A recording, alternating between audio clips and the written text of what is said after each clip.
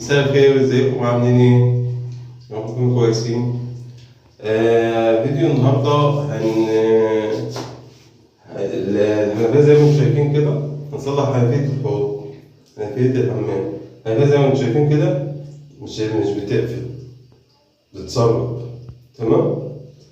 هنصلحها ونشوف مع بعض هنصلحها ازاي.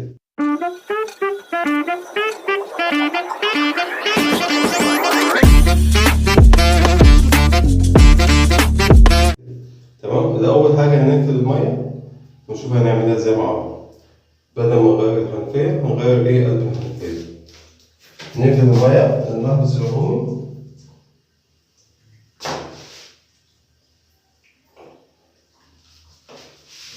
تمام كده قفلنا المية. المفروض في مية ايه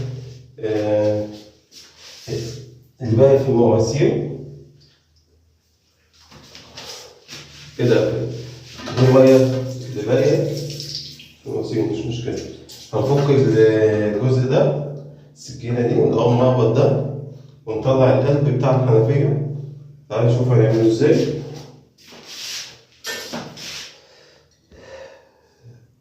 في هنا غطا كده صغير، غطا صغير بنشيله. في هنا مسمار، المسمار ده في حنفيات منها بيتفك مفك، وفي حنفيات منها بيتفك ايه بقرنكين، مفتاح قرنكين. انا معيش ايه الحنفية بتاعتنا هنا بتتفك بقرنكين. تمام؟ مفتاح قرنكين كلنا عارفينه. هنجيب متهيألي أصغر مفتاح، هنشوف كده نجرب وايه نفك دي. فعلا كده ركبنا. ده مفتاح قرنكين أصغر مقاس، أصغر مقاس في القرنكين. وهنفك دي المسمار ده هنا عشان ايه نشيل المقبض. تمام كده. ايوه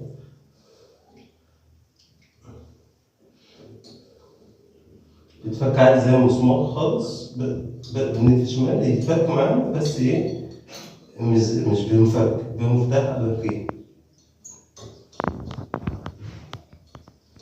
تمام كده، اعتقد كده اتفك خلاص. طلع معانا مسمار صغير قرنكين. هنخلينا عشان ما يقعش مننا المقبض.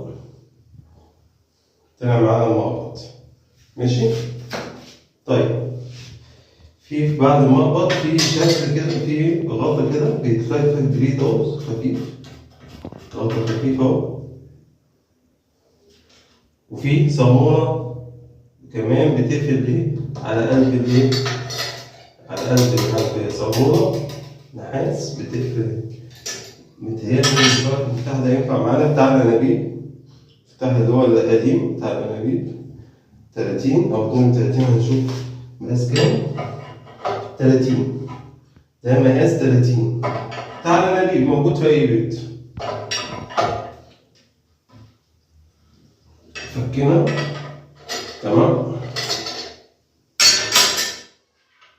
فكينا الغطا، صابونة ايه نحاس.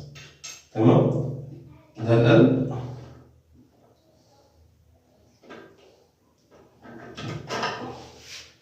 ده القلب القديم، قلب الحنفية القديم. ده بايظ اهو، مفكوك من بعضه. ده مش هينفع تاني كده. طيب انا جايب واحد زيه، جبت واحد زيه من عند بتاع الادوات الصحية، نفس القلب القديم.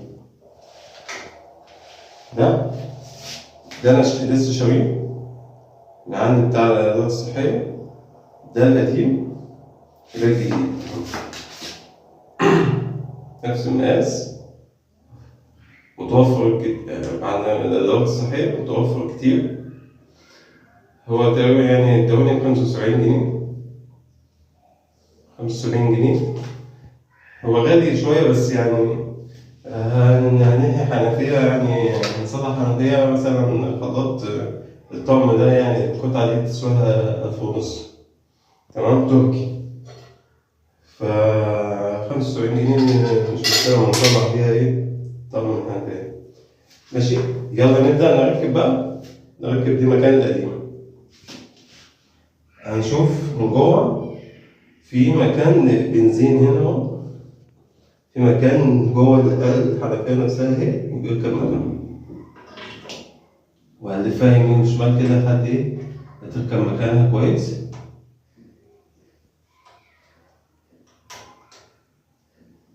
تمام،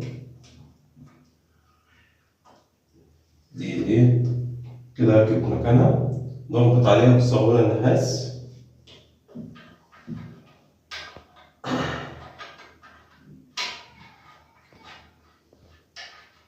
سهولة، بكل سهولة.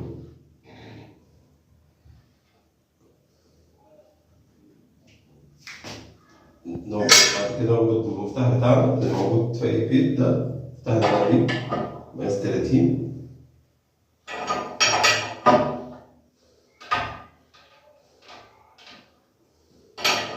نحاول ما نربطش أوي عشان متبقاش تقيلة معانا. لو ربطنا أوي هتبقى السكينة تقيلة معانا، المربط ده يبقى تقيل معانا. فأنا نحاول ما نربطش الصابونة دي أوي. تمام، كده ركبنا القلب بتاع الحنفية.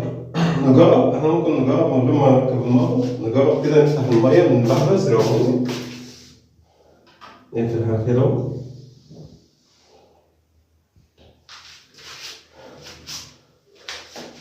كده احنا فتحنا المية. نجرب قبل ما نركب.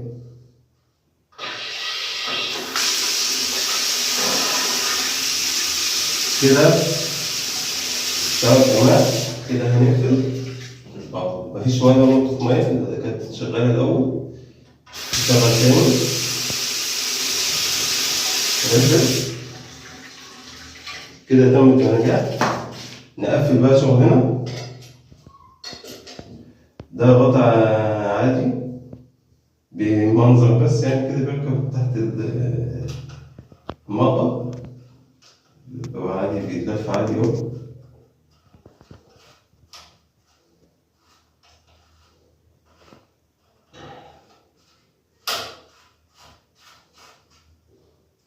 تمام، وأركب المربط بتاعنا تاني. مسمار بيركب هنا اللي هو كده قلنا عليه، ممكن نركبه هنا قبل ما نقفل ولا بعد ما نحط الغطا.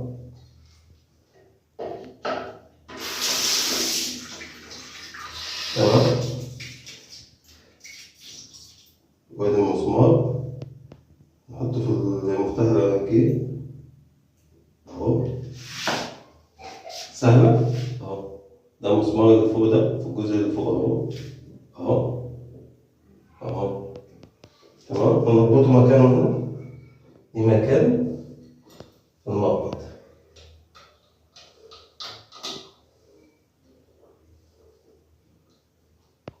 مسمار عادي بكل سهولة بتربط معانا عشان ايه المربط ما يطلعش من مكانه.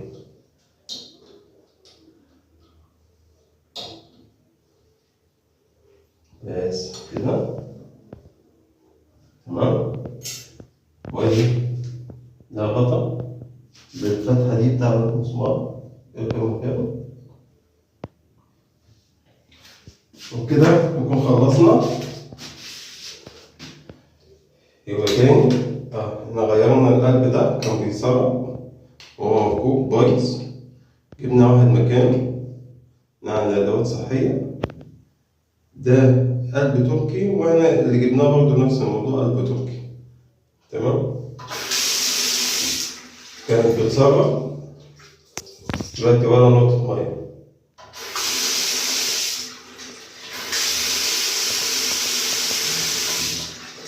كده نكون خلصنا الفيديو بتاعنا، واتمنى اكون في يعني وصلت لكم فكرة بسيطة نصلح بيها حنفيتنا، وانتظرونا في فيديو جديد نستفيد مع بعض. مع السلامة.